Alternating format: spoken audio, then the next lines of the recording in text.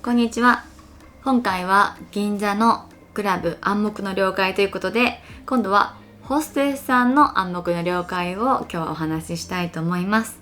以前動画で暗黙の了解、お客様編を作らせていただいたんですけども、ちょっと私なりに実はホステスさんも暗黙の了解あることはあるなーっていうところをちょっと何個か上げていきたいなと思います。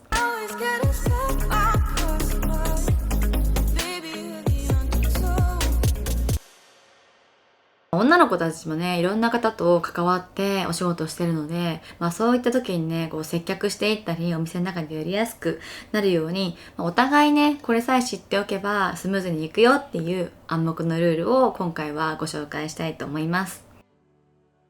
まず、1番はお客様のテーブルに着かせてもらって最初に自己紹介、お名刺を差し出すんですけども、そのお名刺を渡して最初にお会いした時とか、あとそれ以降もなんですけども、お客様のご職業は聞かない。それはもう絶対だと思っております。お客様のご職業ってとてもね、ナイーブなところなんですよね。本当名刺を渡していただいて、例えば本当に有名な会社の社長さんもいらっしゃるんですけども、自営業の方が圧倒的に多いですし、ご自分のお仕事を公開されてない方もたくさんいらっしゃいます。っていうのも、昔と違って、昔は銀座は紳士淑女の社交場っていうのが大前提だったんですけども、会社の接待で使ったり会社の経費でもたくさん飲みに来れていたんですが、近年ね、このコロナよりも前からなんですけども、接待交際費がかなり厳しくなっていて、今会社のお金でジャブジャブ飲める方ってもう全然いらっしゃらないです。飲んでる方はほとんどは自腹、自分のポケットマネー、もしくは自分のプライベートの会社の経費を当ててらっしゃると思います。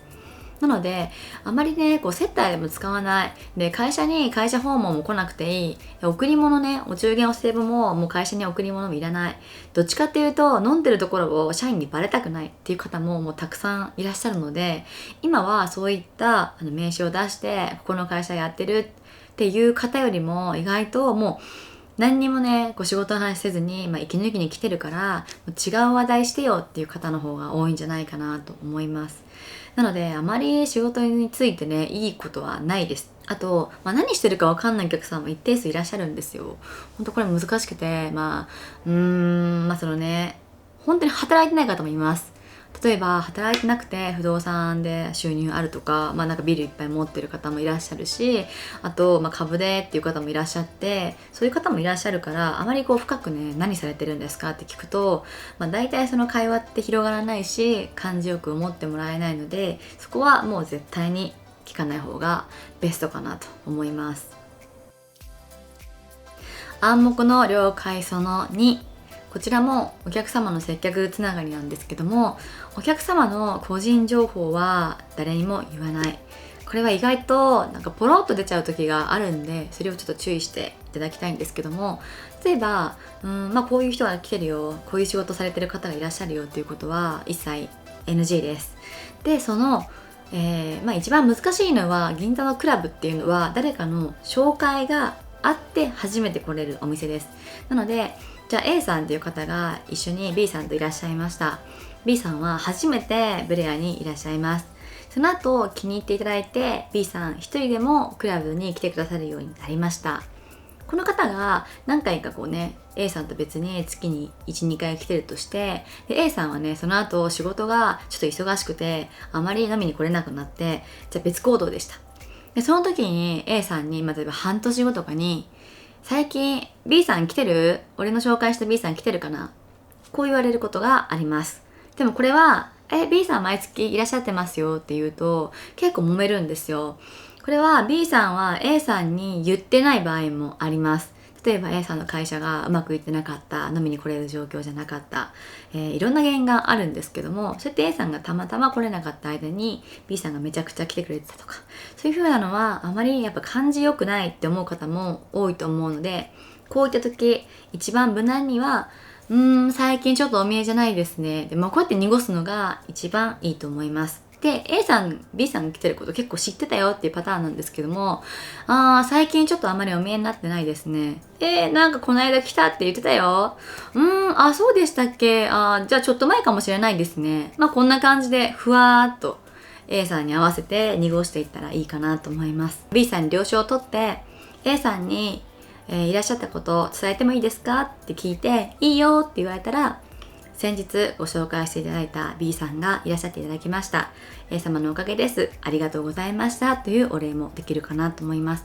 ここを聞かない間は、これは言わない方が無難です。これは暗黙の了解の2番目です。暗黙の了解3番目。これはお客様に連絡する時間帯。こちらは朝の10時以降、夕方は5時までがベストだと思います。この10時から5時ってなんでかなっていうと、お客様が会社にいらっしゃるであろう時間ですね。人によってそれが違ったりするんですけれども、もっと早く8時からいらっしゃる方もいれば、もっとね、遅く12時頃からいらっしゃる方もいますけど、だいたいこの10時から5時っていうのは家を離れてるかなと思う時間です。ホステスさんが今はね LINE が主流なんですけども、以前は電話の営業が一番多かったんじゃないかなと思います。電話もしくは携帯ドコモとか、au の E メールですね。この営業の連絡が多かったです。で今はLINE になっているんでもっと気軽に送れるんですけども、やはりお客様が家庭でくつろいでる時間帯、例えば夜の8時とか9時とか、早い人はね夕方もう会社、3時や4時に上がられて、会長職の方は早めにお家に帰ることもあるので、遅い時間に携帯がピコンピコンなると結構ね家族の中で言われてしまう方もいらっしゃるそうです。例えばリビングに携帯置いてて、でそれ LINE が鳴るとします。で1回見てと思って、で2回目とかになんで携帯見ないのって奥様に言われたことがあるとおっしゃる方も以前いらっしゃいました。そういった風に家でくつろいでる時間帯にあまり送るのは良くないかなと思います。なので無難に10時から5時にするとあまりトラブルがないです。ただ、ほんと昔私が新地にいた頃なんですけど、ほんとね10時とかね11時でもガンガン電話してるホステスさんがいました。今どこにいるのとか、今日飲んでるでしょとか、例えばさっき外で見かけたんだったらいいんですけど、自分がお茶引いててとても暇だから今日飲みに来てほしいっていう連絡をそのお客様が本当によく週3とか4で飲みにいらっしゃって、で新地に飲みに行ってるのが全然普通だとしても、やはり9時とかね10時に電話するのは非常識なんじゃないかなと思います。でたまたまリビングにいる時にやっぱ家族がいるともうかけてこないでっていう風になると思うので、やはり電話の時間帯、メールの時間帯はその日中にするのが一番ベターです。これが暗黙の了解の3つ目です。では暗黙の了解最後4つ目はお客様から同伴や土日祝日外で会ったり物を何か買ってもらったら必ず係に報告しなければいけないということです。これは本当基本中の基本で、ミーティングでもたびたび言ってるんですけども、クラブっていうのは係の子がいて、その係のお客様がいて、女の子たちのお仕事が成り立っております。キャバクラのように毎回指名を変えて、今日はあの子、明日はあの子、次はあの子というふうに切り替えられないので、その売り上げっていうのは全てこの係のお姉さんに売り上げがつきます。なのでそのお客様が可愛いヘルプさんがいて、何人が気に入っててね、代わり番号に食事同伴したりアフターしたりしても、全ての成績はこの売り上げのお姉さんにつきます。でホステスさんがよく、土日ねお客様とじゃあ野球見に行こうって言われたんで行ってきていいですかとか、映画見に行こうって言われたんですけども行ってきていいですかとお誘いを受けることが多々あります。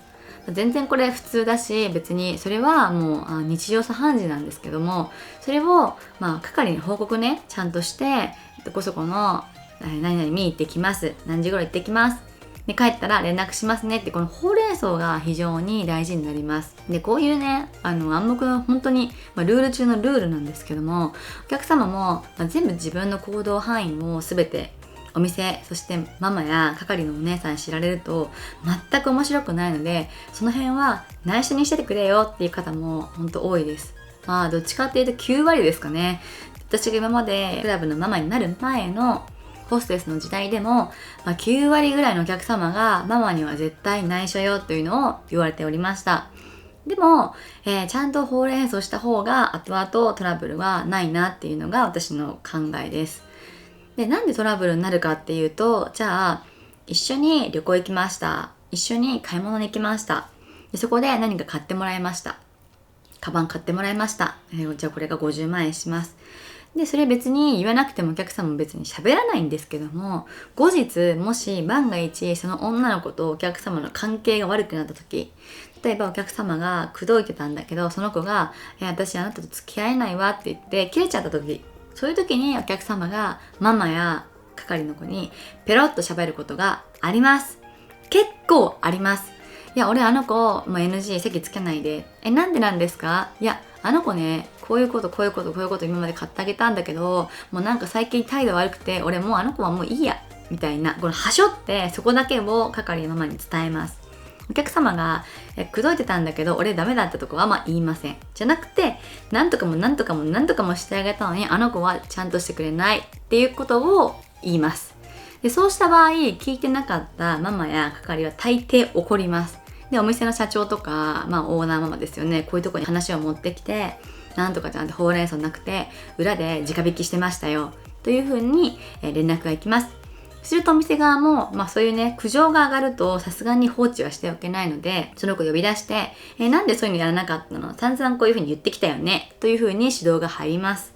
ですると女の子は大体、私は黙っててって言われたんで黙ってました。これがほとんどの、一連流れ 100% この流れになります。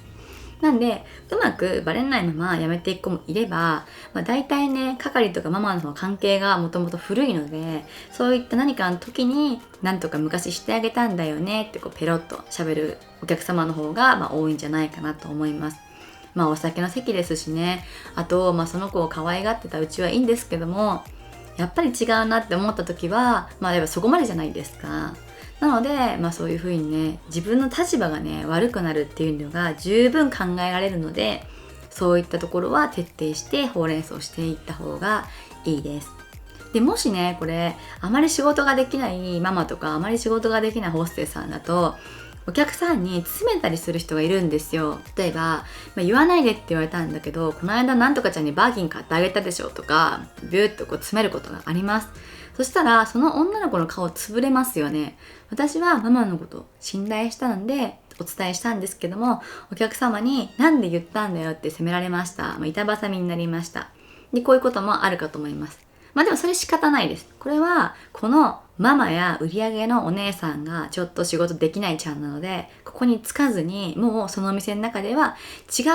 ママや違うホステスさんについてお仕事していった方がいいかなと思います。そのママやホステスさんだって別に詰めたってね、お客さんもいい顔しないし、それあげて楽しく飲んでるんでほっとけばいいんですけども、その辺は結構ね、私のお客様ってする係の子多いので、プレイヤーの子は特にそうなんですけども、私のってするとやっぱその中でね、お客様も面白くないってなっちゃうんで、ゆくゆくはそのお店を離れていく原因にもなるので、担当や、ママさんは詰めない方がいいんじゃないかなと私は思います。はい、以上、私の思うホステスさんの暗黙のルール4つでした。いかがだったでしょうか？意外って思ったこともあれば、そうだよねって思うこともあったと思います。皆さんもね、なるべくルールを守って楽しくお仕事していってください。それではまた。